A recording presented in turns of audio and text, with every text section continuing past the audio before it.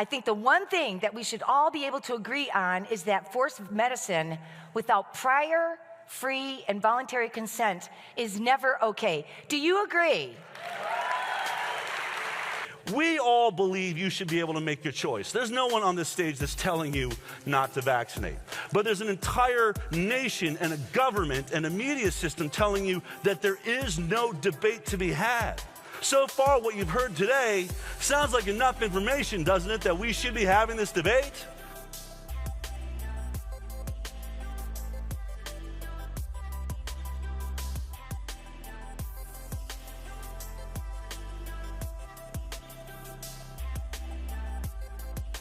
The problem with vaccines, and everyone knows it, is they wear off. They all believed that the measles vaccine would last for life. It didn't. Then there's 2. Now they're talking about a 3rd one in college, and there's 2 more on the adult schedule. So we're talking 5 or 6 MMR vaccines now and counting. As I pointed out, whooping cough. Now it's going to be every 3 years. These things just don't last. They're causing problems.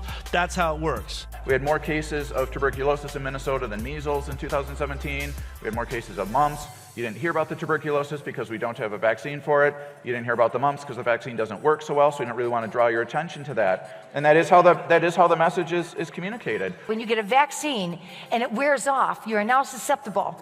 And when you get these diseases as an adult, they're much more difficult on the body and can cause greater harm and injury.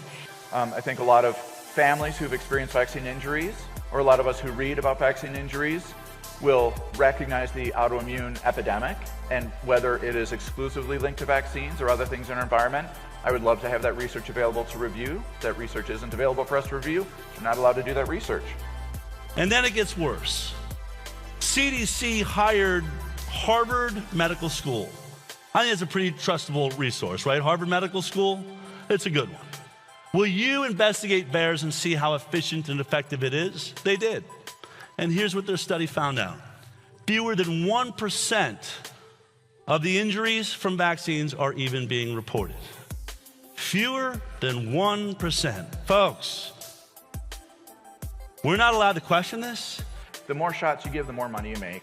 And I would suggest that that's a bias for people who own the business, whether the doctors know it or not. The doctors do get in their paycheck their cut.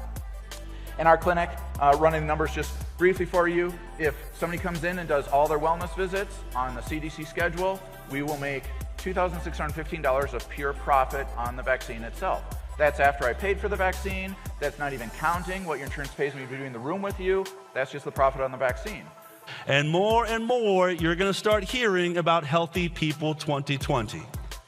On Health and Human Services website, vaccine compliance by all adults in all of America.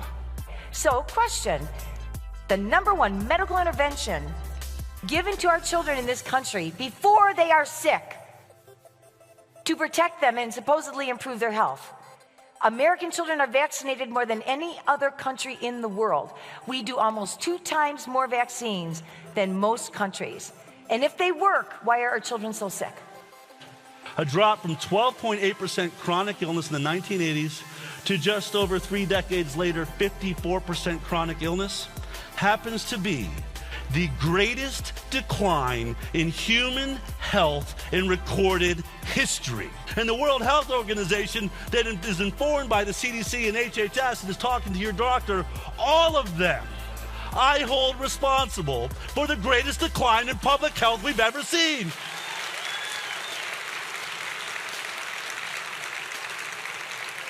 So are you allowed to force me into a program when you are this bad at what you do? Come on, Minnesota, wake up.